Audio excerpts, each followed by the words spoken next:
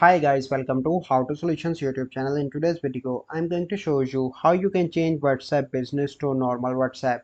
Before getting into this video, must subscribe to our YouTube channel and click on the bell icon. So if you have WhatsApp business, so the first process you need to open Play Store and search for the doctor.phone.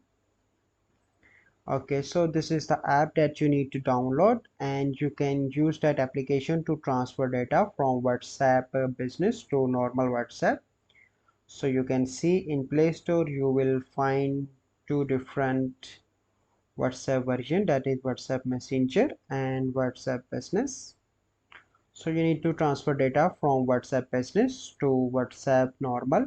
So this is a process by which you can convert WhatsApp Business to normal WhatsApp. I hope you find this video helpful. If you find this video helpful, must like this video, subscribe to our YouTube channel for future videos. We'll see you in the next video. Thank you. Have a good day.